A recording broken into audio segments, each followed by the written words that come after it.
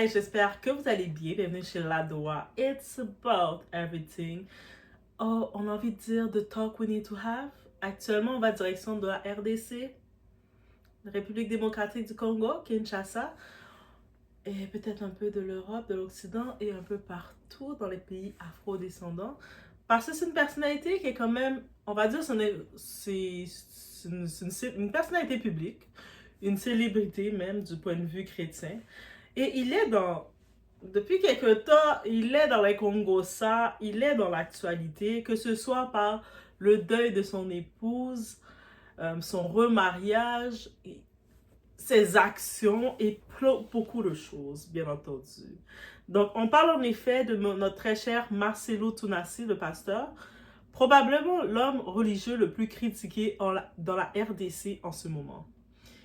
Malgré qu'il y a d'autres pasteurs qui font des choses, donc entre j'ai volé le Wi-Fi de mon voisin dans l'avion, et c'est cet esprit qui m'a donné ça, et pardon, et entre je ne sais trop quoi, mais lui est dedans aussi. Mais la vraie question c'est, vous voulez quoi exactement? Et c'est de ça qu'on va parler, guys. On y va dans un terrain neutre. Je ne fonctionne pas juste pour vous aviser avec le fanatisme.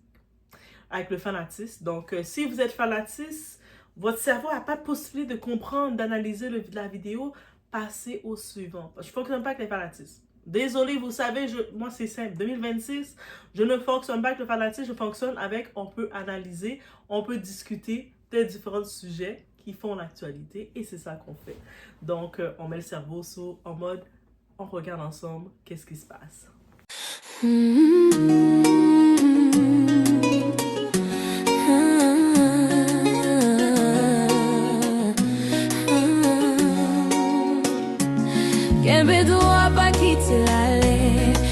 Est-ce que l'amour véritable existe encore? Eh ben, moi je dirais oui, hein, parce que moi j'ai vu l'amour véritable. Je me base sur moi-même. Je me base sur moi-même. Moi j'ai vu l'amour véritable. Certes, il y a ceux qui se marient pour montrer sur Internet, pour montrer des photos, mais c'est pas aussi mal. Hein. Moi, je suis contente de mettre mes photos sur Internet avec mon mari, parce qu'on vit l'amour véritable. L'amour véritable existe. On peut pas nier cela, parce qu'il y a ceux qui ont commis les erreurs, ou il y a ceux qui n'ont pas rencontré l'amour véritable. Elle existe. Alors, si je dois vous dire, par exemple, qu'elle existe, quelle preuve j'ai? La preuve en est que ça fait 18 ans qu'on est mariés, et ça fait exactement... je peux dire? S'il vous plaît. Sentez-vous libre, maman. Tu peux dire. Ok. Je ne sais pas ce qu'elle va dire. Alors, je peux, hein? Alors, ça fait exactement 1 semaine et 1 jour que mon mari m'a redemandé si j'aimerais être toujours sa femme. Alléluia.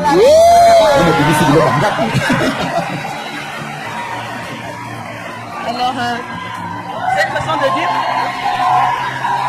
une façon de dire que l'amour véritable, elle existe vraiment. En m'offrant même une bague, après 4 enfants. Alors, j'aimerais encourager celles qui ne croient pas que l'amour véritable existe à prier. L'amour véritable, tu l'en rencontres aussi lorsque tu as un bon cœur. Tu ne peux pas être rempli de mauvaises idées et te dire, je vais rencontrer un homme qui va... Donc déjà, je vais sur le premier point concernant l'homme le plus critiqué.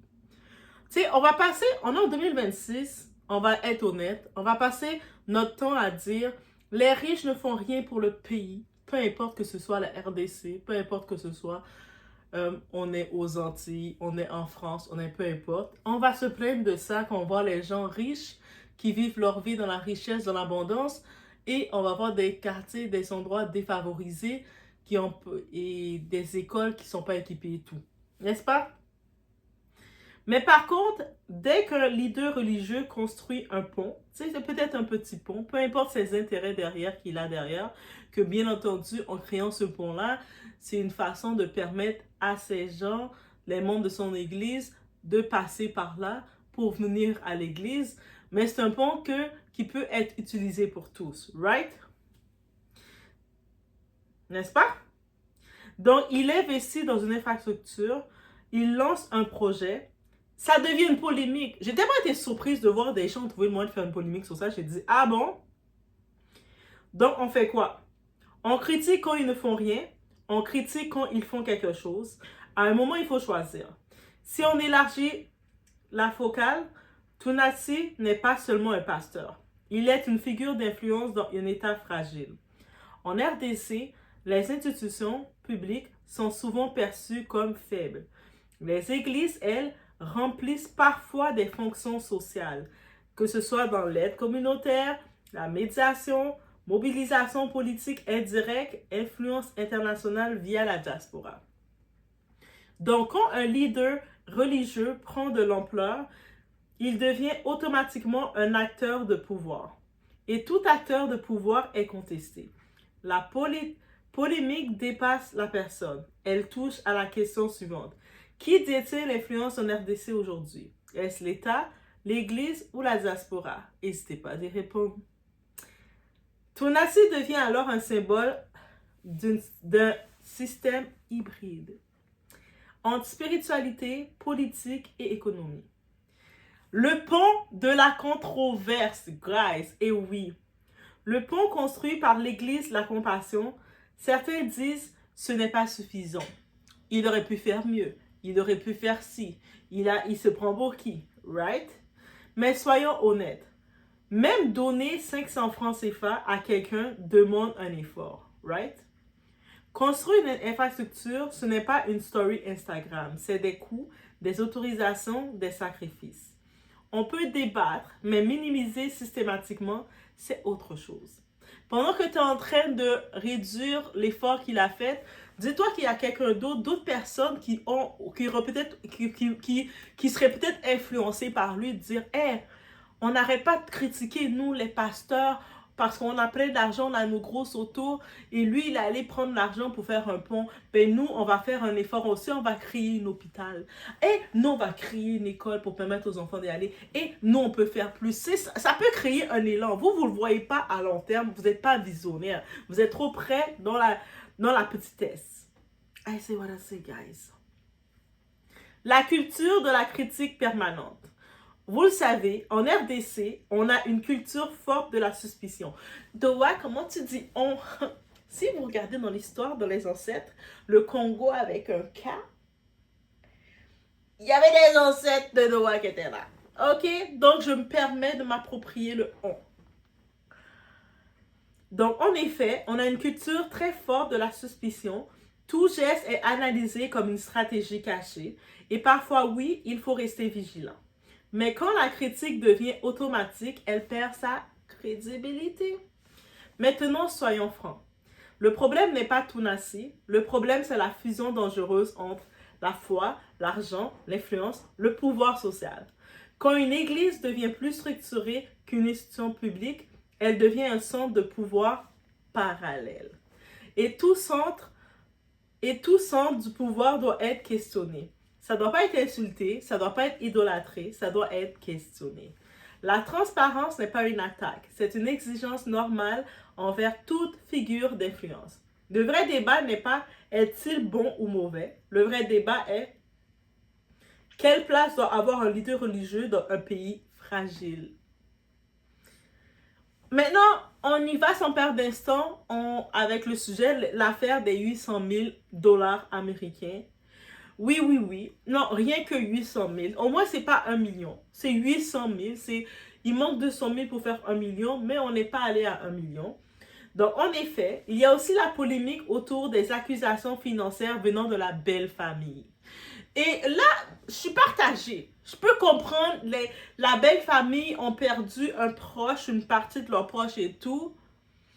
Et ils se sentent lésés, surtout si la personne qu'ils ont perdue contribuait à leur bien-être, parce qu'elle était dans son vivant, elle est donnée à boire et à manger, elle n'est plus dans son vivant, elle n'a plus accès de les nourrir. Donc, ils sont le vide et ils veulent réclamer maintenant au défunt, au mari, de celui qui est encore en vie, l'autre partenaire, de les remettre 800 000 $ américains. Donc, c'est plus de 2 millions, on comprend? Sachant qu'il y a des enfants qui se sont créés, ils ont fait près de 20 ans de mariage, il y a des enfants qui se sont créés. Moi, je suis comme, quand tu te maries avec quelqu'un aussi longtemps, ce qui est créé dans le foyer reste dans ton foyer.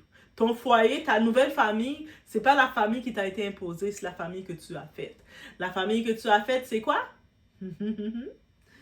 ton mari et tes enfants. On y va, c'est aussi simple que ça. Il n'y a pas de « oh, mais il y avait la cousine, il y avait la soeur, il y avait le frère, il y avait ci ». Non, ça c'est la famille qui t'a été imposée par le ciel. La famille que toi tu as choisie, c'est ton mari et tes enfants. Et quand je me rappelle des derniers discours de la défunte Blanche, elle disait que sa mission sur terre, c'était de servir son mari. D'avoir la servitude auprès de son mari, que son mari était sa mission. Donc, elle n'est plus là maintenant, tout d'un coup, sa mission est partie. On reste sérieux, guys. Donc, en effet, la polémique autour des accusations financières venant de la belle famille. D'un côté, des revendications importantes, de l'autre, une défense publique. Aussi, il y a l'utilisation de certains blogueurs, médias, pour ajouter plus de doses de piment et créer encore plus d'effets avec de quoi. But I didn't go for on that. Moi, je suis quelqu'un de très... Je regarde procédural et je vais me dire... J'ai vu plein d'accusations passer sur les réseaux. La première chose que j'ai cherché à regarder, ils sont où les articles? Ils sont où les articles de comment ça s'est passé? C'est facile de faire le Jojo qui était proche, qui était en train de vendre son poisson boucané au coin de la rue. Il a vu le pasteur rentrer dans le tribunal. Il a là, blabla. Non. C'est quoi qui s'est passé, les faits? Et c'est après ça que je suis. Non, on n'est ni juge, on n'est ni procureur, mais on constate une chose. L'opinion publique a déjà tranché avant toute clarification complète. Il y a déjà trop de choses qui ont été exposées alors que ces choses-là devaient être exposées devant le juge, devant au tribunal. On a pu le voir. Je fais une parenthèse entre le dossier Didi. On a vu plein de choses sortir, rendues au procès. Il y avait la plupart de tout ce qui est sorti, il n'y a rien qui a été exposé. C'est pour ça qu'il est sorti avec une peine, contrairement à toutes les accusations qu'il y a eu sur lui, il est sorti avec une peine bonbon. On a dû faire tomber les plus grosses accusations parce que on se dit c'est sûr qu'il va tomber. Mais les gens, vous avez déjà fait son procès sur les réseaux. Quand elle arrive dans le tribunal, il n'a pas pu le faire. Mais qu'est-ce que vous êtes en train de faire? La même chose. Et I have to say it, guys. 2026, vous devez être intelligent. Il faut chercher l'intelligence en 2026. Et là, on parle du point remariage et moralité publique. Eh oui. Son remariage, 1 an après le décès de son épouse, a choqué. Les gens ont commencé à regarder le délai. C'est quoi le délai de se remarier après que ton partenaire est décédé? C'est le délai raisonnable, c'est 20 ans, c'est 10 ans. C'est quoi? C'est qui? Il n'aurait jamais dû se remarier. Il s'est remarié avec une étrangère. J'en ai vu des belles. Parce qu'encore, entre Africains, entre Noirs, entre Afro-descendants, il y a encore tu dois te marier de la même tribu que toi. Mais posons-nous une question sincère. Y a-t-il un délai universel du deuil, ou est-ce que la société veut imposer une morale différente aux figures religieuses? Et on y va avec le bol sélectif. Quand il parle d'économie, quand il est dans le silence, quand il parle de paix, silence. Quand il parle du Congo à l'étranger, peu de relais. Mais une polémique explosive virale. Pourquoi? Parce que le scandale vend plus que la construction.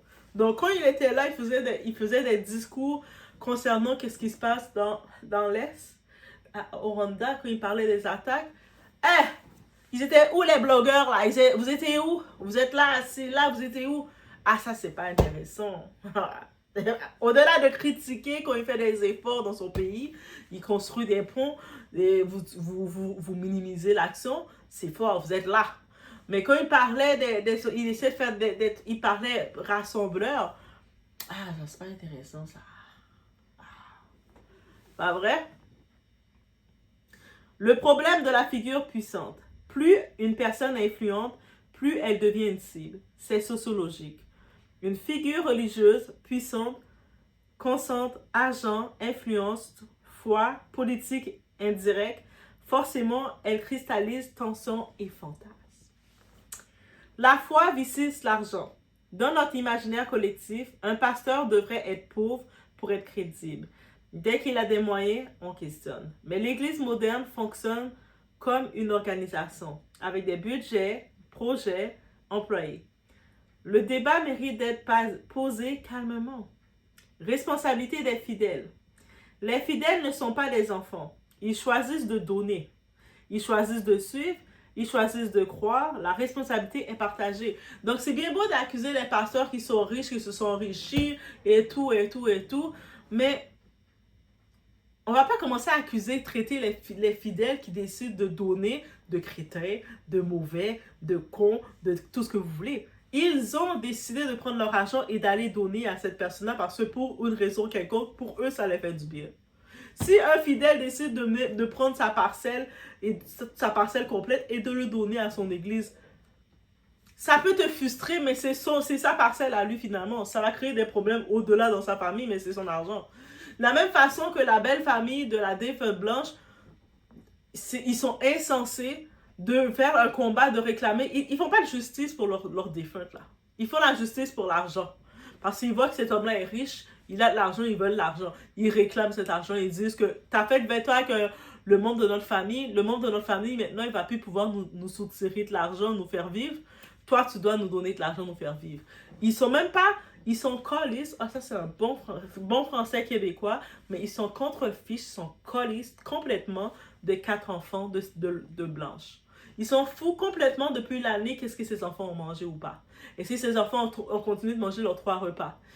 Dans le vivant de cette femme-là, défunte, quand elle parlait de sa famille, elle parlait « Mon mari, c'est ma mission ». Et quand une femme dit ça, là, ça dit tout, là. Elle disait pas « Ma famille, c'est ma mission, là. Moi, je suis là pour suivre qu'est-ce qui va, là. » Elle disait « Mon mari, c'est ma mission. » Là, la femme décède. Laissez-la que son œuvre continue la mission sur son mari. En plus, ses enfants. Là, vous êtes en train de faire la polémique pour détruire, venir chercher l'argent de ses enfants, les repas de ses enfants. Ça veut dire que la famille, là, ils réclament le 800 000 USD. C'est les repas des enfants de cette défunte. Dans quel droit vous êtes famille que vous allez réclamer ça? Il y a combien de riches qui ont décidé de déshériter leur famille? Donc, ils le font. Donc, elle était mariée. Imagine la catastrophe, ça aurait été que Blanche aurait eu un accident, elle est décédée, mais que lui, Marcelo aussi, les deux parents seraient décédés. Dites-vous bien que ces 4 enfants-là, ils seraient, en plus d'être orphelins, on les aurait dépouillés. Cette famille-là serait venue les dépouiller, les mettre au plus bas, les mettre à terre dans la terre, et puis ils auraient dépouillé l'argent. Il n'y aurait plus rien, et ces enfants-là n'auraient plus rien. C'est ça moi je retiens de tout ça. Oh non, toi, mais tu dois comprendre, non. Le débat là, dans la politique, même les blogueurs qui sont payés par la belle famille. Et oui, moi je dis, quand je regarde ça dans leur logique, c'est des blogueurs qui sont payés par la belle famille, c'est pour money. It's money talk. They don't care about the kid. Ils sont même pas comme même la mère de la défunte s'en foutait d'avoir perdu sa fille. It's money talk. Parce que si elle avait eu de l'amour pour ses petits-enfants, crois-moi, il n'y aurait pas tout ce scandale-là public, des exposes, sortir les audios hors contexte de ta fille, alors qu'en public, ta fille, quand elle était dans son vivant, le message qu'elle disait, « Mon mari, c'est ma mission. » Toi, là, juste pour l'argent, tu vois le frère affamé, le demi-frère affamé, la demi-sœur vicieuse, ils sont toutes là en train de parler, réclamer, chercher leur argent, leur dû. Ah, mais il y avait son héritage de son père, elle avait investi dans son foyer. Mais c'est l'héritage, si c'est son héritage de son père, elle fait ce qu'elle veut avec, encore heureux. Elle aurait dû l'investir dans vos culottes. Des adultes comme ça, là. C'est pour ça, là, qu'est-ce qu'on retient? Faut faire des témoignages et mettre le nom qu'on veut mettre.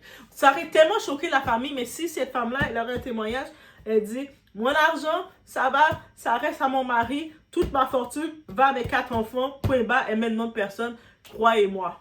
Croyez-moi, ils auraient essayé de contester ça. Les faits. Des accusations financières ont été évoquées. Donc, on sait qu'il y a l'histoire du procès qui est là. Il a présenté sa version des faits. Il a réalisé des projets visibles. Son remariage a suscité des réactions contrastées. Ce que nous ne savons pas. On ne sait pas c'est quoi les détails juridiques exacts des revendications. Oui, vous avez certains blogueurs que soit ils sont là pour faire leur contenu, soit ils sont là, ces blogueurs-là, parce qu'ils ont été payés par des gens de la famille qui veulent essayer de déstabiliser, faire le game sur les réseaux. apporter leur propre nature de ce qu'ils veulent apporter. Mais les détails juridiques, quand je fais mes recherches, je trouve aucun fait de détail juridique de journalistes, de quoi que ce soit qui vont aborder le tout. Je vois des blogueurs qui racontent leur histoire, ils sont vexés que Marcelo a marié une étrangère parce que pour eux, ils considèrent sa nouvelle femme comme une étrangère. Ils sont vexés parce que Marcelo n'a pas voulu se soumettre à sa belle famille et tout remettre à sa belle famille et rester comme ça en buvant de la farine et puis tu mets un petit peu de poudre Maggi et tu mets un peu de sel, tu brasses la farine ensemble et tu fais des petites boules et tu donnes à manger à toi et tes 4 enfants et tu restes dans la pauvreté. Ah, Marcelo a refusé ça, hein? L'audace qu'il est. Les accords familiaux, on ne sait pas c'est quoi réellement les accords familiaux internes, mais depuis l'année là que ça dure, cette histoire-là, actuellement, c'est pas une revendication qu'ils veulent savoir comment elle est décédée, quoi que ce soit. Je vous le dis honnêtement, directement, c'est pas ça. It's about money. Ils veulent l'argent. Ils veulent l'argent. Ils veulent l'argent. They want money. À un moment donné, Marcelo, je pense qu'il avait dit, ben moi, le maximum que je peux vous donner, c'est 250 000, 200 000. Mais même à ça, t'as rien à les donner à ces bouffons-là, même. Tu t'es marié avec leur fille, vous avez fait près de 20 ans ensemble, vous avez 4 enfants ensemble. Peu importe que vous, dans votre foyer, c'est en communauté de biens ensemble. Le communauté de biens, c'est entre vous deux et vos enfants. Ça n'a rien à voir avec son frère assassin, ça n'a rien à voir avec sa soeur vicieuse qui vend son piment. Ça n'a rien à voir avec aucun de ceux-là. Oh, wait, what? On va dire ça comme ça. Oh, I'm so sorry, not sorry. 2026, on va vous choquer. Surtout que je pense, l'État, en faisant toutes ces exposes-là, en essayant de détruire l'image de cette défunte-là, tout ce que vous faites, c'est vous rendez mal à l'aise ces 4 enfants. Moi, je parle au nom de ces 4 enfants, ok? I say what I say. Donc, le débat honnête doit rester sur la transparence, la responsabilité, les attentes envers un leader religieux, la maturité du débat public congolais. Ni diabolisation, ni idolâtrie. Juste une analyse pure et simple. La question finale. Est-il critiqué parce qu'il fait trop ou parce qu'il représente trop? C'est dur à entendre, mais regardons l'affaire. Chaque figure qui émerge, que ce soit dans la politique, dans le côté religieux, artistique ou entrepreneuriale, devient rapidement suspecte, haïe, déconstruite. Pourquoi? Parce que dans un pays marqué par la corruption et les trahisons, la méfiance est devenue un réflexe national. On ne célèbre plus, on teste, on attaque, on guette la chute. Ce n'est pas seulement Tonassi. C'est un phénomène sociologique congolais. La réussite attire l'admiration, mais surtout la suspicion. Marcelo Tonassi dérange, pas parce qu'il est parfait, pas parce qu'il est irréprochable, mais parce qu'il agit. En RDC, on a un problème collectif. On adore voir quelqu'un monter, mais on préfère le voir tomber. Quand il ne faisait rien, on critiquait. Quand il construit, on critique. Quand il se tait, on critique. Quand il parle, on critique. La vraie question n'est pas Tonassi est-il bon ou mauvais? La vraie question c'est pourquoi chaque figure qui prend de l'ampleur devient automatiquement une cible nationale? On peut critiquer, on peut questionner, on peut exiger de la transparence, mais critiquer sans analyser, c'est juste du bruit. La vraie maturité nationale, c'est d'apprendre à débattre sans détruire. Et actuellement, ça dure trop. Ça dure trop. Ces enfants-là, ils essaient de reconstruire leur vie de la même façon qu'il a décidé de se remarier. Il gère son église et il crie de quoi? Peut-être il se mêle d'un dossier qui ne doit pas se mêler d'aller créer un pont. Mais c'est fait. Peut-être c'est pas il n'a pas fait un pont au niveau d'un pays parce que techniquement, c'était le pays qui devait le faire. On sait ça? Donc, quand quelqu'un fait des actions, vous le critiquez, mais si vous voyez qu'il prend tout son argent, l'argent que ses fidèles, les membres de son église décident de le donner parce que ce sont des adultes, et les gens continuent de donner l'argent, qu'est-ce que vous avez? Le monde donne l'argent où ce qu'il veut. Si il y a du monde qui vont prendre leur argent, qui vont le donner dans les restaurants, qui vont manger tout le temps dans les restaurants. Il y en a qui vont prendre leur argent, qui vont dépenser dans l'alcool. Qui vont prendre leur argent, qui vont dépenser dans les pistaches. Qui vont prendre leur argent, qui vont dépenser dans les hommes, dans les villes. Chacun fait ce qu'il veut de son argent, rendu là.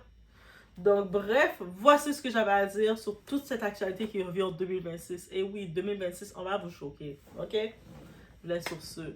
Et j'ai dit ce que j'avais à dire sur la belle famille.